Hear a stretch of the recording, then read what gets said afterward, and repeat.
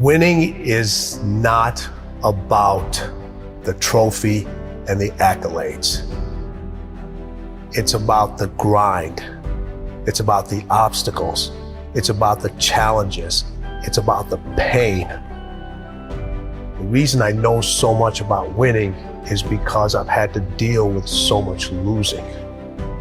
Everybody wants to win, but in order to know how to win, you gotta know how to lose, because you're gonna lose more than you're gonna win. But what do you gain from it? And I believe collectively as a group, we're gonna kick the competition's butt because we understand how important it is to think, execute, and dominate. Suck it up, get tough. Suck it up, get tough. People wanna have success, people wanna make a lot of money, but they want it to be easy without any challenges. Do you think it was easy for me to become one of the top 450 basketball players in the world that you never heard of? The only way I made it to the NBA is I was fundamentally sound, I was mentally tough, and I never quit. And even when I wanted to quit, I had people in my life that would make sure I didn't quit. You've trained some of the greatest of the greats, Michael Jordan, Kobe Bryant, Charles Barkley, Dwayne Wade. So you know something about winning, you know something about sustained winning over time. Your mind has to immediately shift back because now you felt and tasted something that you can only get through winning. Are you willing to do it again? And that was one of Kobe's favorite words when it related to winning. He says, you have to be obsessed with whatever your win is. Be all in.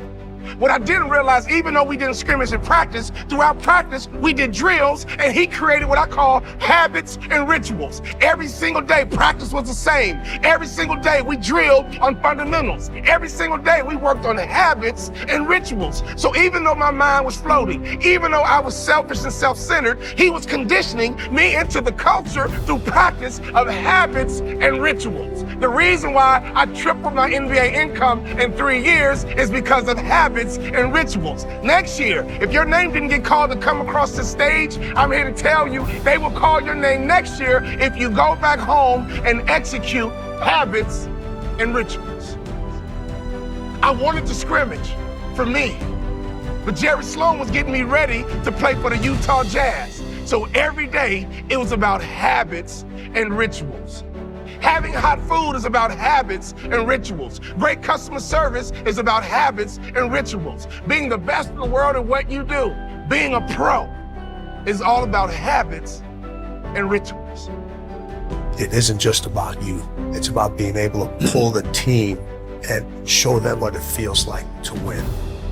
And this isn't about playing basketball like Michael Jordan did, like the late, great Kobe Bryant, Dwayne Wade.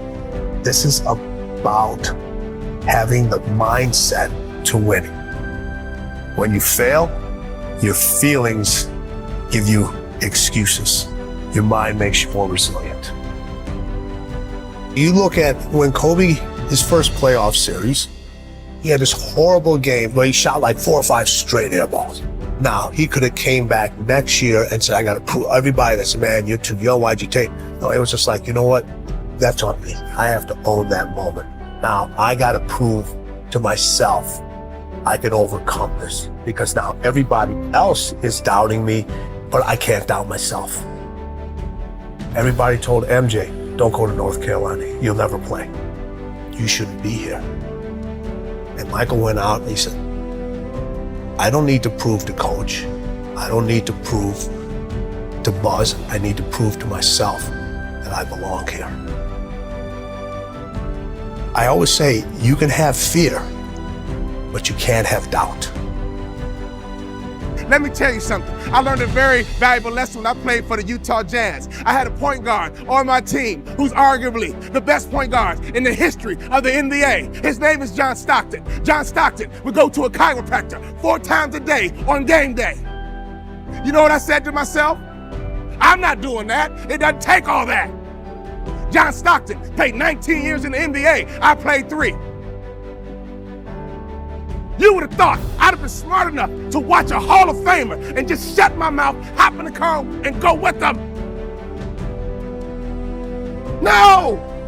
My mind say, yeah, it doesn't take all that. And I would tease him. Man, John Stock, are you OCD or something? Why are you going to a chiropractor 4 times a day? He swore by his chiropractor. That man played point guard in the NBA until he was 40 years old. And he didn't retire because he got slow. He retired because he refused to wear baggy shorts. He loved his Daisy Dukes.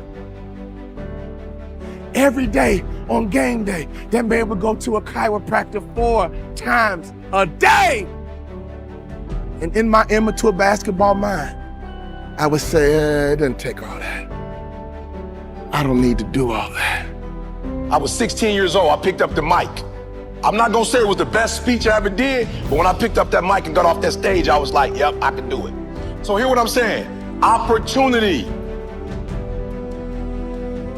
I got an opportunity, you got an opportunity. So here's the deal, when you have an opportunity, why would you give 80%?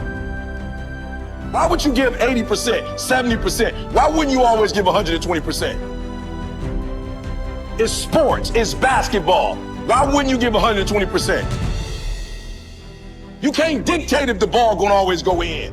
You can't dictate what kind of game you're gonna have. You can't dictate how your body is gonna respond to moving around. But you can dictate your what?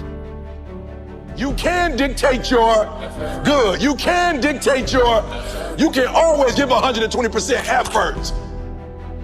And every day I want you to wake up and not just go, I'm sweet like that. I want you to go, I'm not just going with skills. There's a one type of dude who feel like because he's gifted that it's just an automatic road for him. And let me tell y'all something. You are gifted, but you gotta humble yourself. You gotta understand that pride comes before a fall. You may get it, but right now what? Oh, I can't hear y'all. You may get it, but right now what? You don't have it. That's not what gets you in the league. Not what you were born with. You got skill and you got will. You got skill and you got will. 2 total different things. You were born with certain things, but to get to the next level, and not just get to the next level, to stay at the next level, you gotta have will. You need to be good at pattern recognition, and that's what gets somebody strong at anything. I mean, you look at, why is Amazon doing so well? He realized one pattern was valued over anything else, convenience, right? If you look at Tom Brady, a friend of mine, he's got pattern recognition like nobody else at 43 years old. He's able to do things no one dreamed could be done. He's got more Super Bowl rings than any team. See, what do they see that none of us see? What's the pattern? Then you gotta learn pattern utilization. It's one thing to see it, it's another thing to use it. And then if you're good after a while, you get to pattern creation. It's like if you learn to play the piano, most people play other people's music, and then there's a point you've learned so much that you're able to create.